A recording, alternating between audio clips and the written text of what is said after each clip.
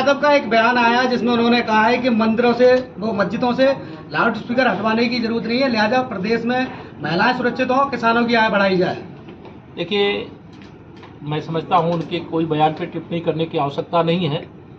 ये हिंदुस्तान का एक इकलौता राज्य है उत्तर प्रदेश, जहाँ चाहे मंदिर हो, चाहे मस्जिद हो, चाहे कोई ऐसे स्थान हो जहाँ बिना अनुमति के ध्वनि विस्तारक लगे हुए थे, उनको बहुत ही पीसफुल ढंग से उतारने का काम किया गया। और एक अच्छा वातावरण उत्तर प्रदेश के अंदर है जो सबका साथ सबका विकास का संदेश देने का काम करता है। किसानों को लूटने वाले लोग किसानों की आमदनी की बात न करें, किसानों का सम्मान बढ़ाते हुए सम्मान निधि से लेकर के उनके उपज की खरीद को सुनिश्चित करते हुए और आने वाले समय में भी और कई महत्वपूर्ण कदम उठाए जा रहे हैं। जो हमारे कृषि उपज है, उस उपज के आधार पर उत्पादन करने वाली बहुत सारी इंडस्ट्रियां उत्तर प्रदेश में लगने जा रही हैं। चाहे उसमें आलू का किसान हो, चाहे अन्य किसी प्रकार के उत्पादन करने वाले किसान हो। किसान हमारी प्राथमिकता है, गरीब हमारी प्राथमिकता है, नौजवान हमारी प्राथमिकता है, महिलाओं का सशक्तिकरण हमारी सरकार की प्राथमिकता है। सर लास्ट सवाल है मेरा। लास्ट सवाल है, अलीगढ़ में एक नुमाइश लगती है जिसको लेकर अभी आप जिक्र कर रहे थे। यहाँ नॉनवेज के आधा दर्जन से अधिक होटल लगते हैं। उन होटल संचालकों ने सारा जो मांस मदरा जो कुछ है वो जमीन में बोरवेल करके अंदर डाला है। अभी तक उस मामले में कोई कार्रवाई नहीं हुई। नहीं, उसकी जांच करके उस पर कार्रवाई करते हैं। एक व्यक्ति बोलो तो जवाब पाओ, कोई आवाज नहीं सुनती। किस तरीके से देखते हैं? अखिलेश यादव ने एक ट्वीट किया है, अखिलेश यादव ने अखंड रामायण का जो पाठ कराने जा रहे हैं नवरात्रि में, उसे लेकर किस तरीके से देखते हैं? नहीं, हम क्या देखते हैं, हमने तो आदेश किया है कि अखंड रामायण का पाठ होगा, आप सब भी आइए पाठ करिए। सर उन्होंने कहा जैसा 1 लाख रुपए देने की बात कही है, 1 करोड़ रुपए होना चाहिए था उस पर। उन्होंने जो भी कहा है वो उनकी बेचैनी है, उनकी तुष्टीकरण की राजनीति है, उनकी घबराहट है। अगर उत्तर प्रदेश से किसी श्री राम जन्मभूमि पर भव्य मंदिर निर्माण हो रहा है तो समाजवादी पार्टी को दर्द होगा, क्योंकि वो राम भक्तों पर गोली चलाने वाले हैं।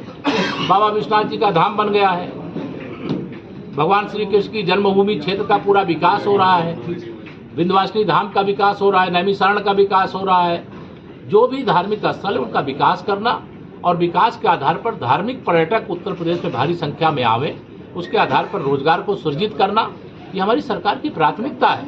और श्री अखिलेश यादव जी चाहे जो भी बयान दें, वह जग जाहिर है कि वो गुंडों, अपराधियों और तुष्टीकरण की राजनीति करते हैं, जातिवाद की राजनीति करते हैं, परिवारवाद की राजनीति करते हैं और समाजवादी पार्टी इसलिए समाप्तवादी पार्टी बन रही है। सर, सीएम धर्मगुरु जो मौलाना कल्बे आजाद है, उन्होंने प्रधानमंत्री और मुख्यमंत्री की तारीफ करी है और लखनऊ में महासम्मेलन में भी कहा गया है कि पिछली सरकार में कोई काम नहीं किया, उन्होंने भाजपा से काफी उम्मीद। नहीं, हम उनका आभार व्यक्त करते हैं, धन्यवाद। सर राहुल गांधी कैमरे से जाकर कहते हैं कि लोकतंत्र पर काफी दबाव है इंडिया में, किस नजरिए से देखते हैं? जो देश में आपातकाल लगाने वाले लोग हैं उनके मुंह से लोकतंत्र की बात शोभा नहीं देती है।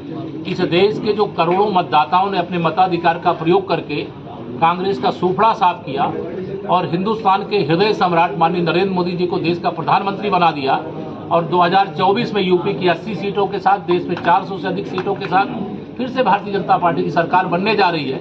या बेचैनी में कुछ होशो हवास उनका ठीक है कि नहीं ठीक है, विदेश में जाकर के देश को बदनाम किया है और इसके लिए निश्चित तौर से कांग्रेस पार्टी को, उसके अध्यक्ष को और श्री राहुल गांधी जी को देश से माफी मांगनी चाहिए, संसद में खड़े होकर के माफी मांगनी चाहिए और अगर माफी नहीं मांगेंगे तो इनका विरोध पूरा देश करेगा।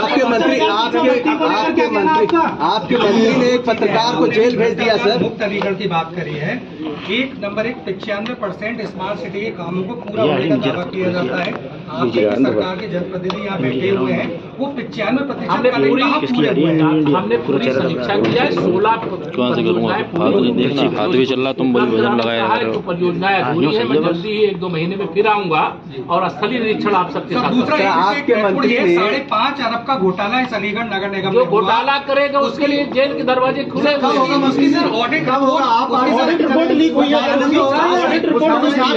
एक व्यक्ति बोलो कैसे आप पत्रकार मित्र हो गए? सर उसके ऑडिट रिपोर्ट है। मैं हिंदुस्तान से हूँ, हिंदुस्तान ने एक सप्ताह की सीरीज चलाई, उसको प्रकाशित किया, उसकी कॉपी आपको अभिनंदन है। आप जो भी भ्रष्टाचार है उसको उजागर करिए, हम उस पर कार्रवाई करेंगे।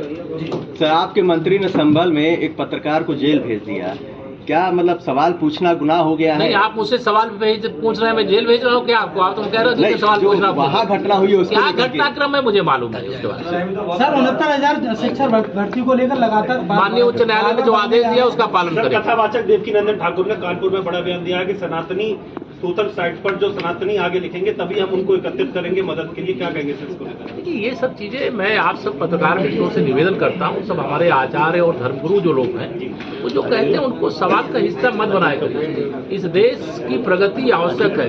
भारत भ्रष्टाचार मुक्त हो रहा है, भारत आत्मनिर्भर हो रहा है, भारत विश्व का नेतृत्व करने की दिशा में आगे बढ़ रहा है। पूरी दुनिया की बड़ी से बड़ी शक्तियां आज भारत के नेतृत्व की ओर माननीय प्रधानमंत्री नरेंद्र मोदी जी से अपेक्षा करते हैं। विश्व में कहीं पर भी कोई संकट आता है तो भारत मदद के लिए आगे बढ़ता है। तो आज का जो समय है, ऐसे समय में आप सब बहुत सम्भ्रांत पत्रकार माने कि समाज को सब कुछ बताने वाले आप मित्र लोग हैं, तो बहुत सारे ऐसे बयान आ जाएंगे, वो हर बयान पे मतलब प्रतिक्रिया देने की जरूरत नहीं मुझे लगती है। लेकिन प्रदेश प्रगति कर रहा है, देश प्रगति कर रहा है, और कम से कम मतलब यह शताब्दी जब तक स्वतंत्रता की है, जनता के आशीर्वाद से, भारतीय जनता पार्टी कार्यकर्ताओं के परिश्रम से ये कमल का फूल जैसा खिला है वैसे खिला रहे। अतीक अहमद मिट्टी में मिलेंगे सर? देखिए, ये आप मेरी बात को, जो कानून के खिलाफ काम करेगा कानून के हिसाब से सजा दी जाएगी।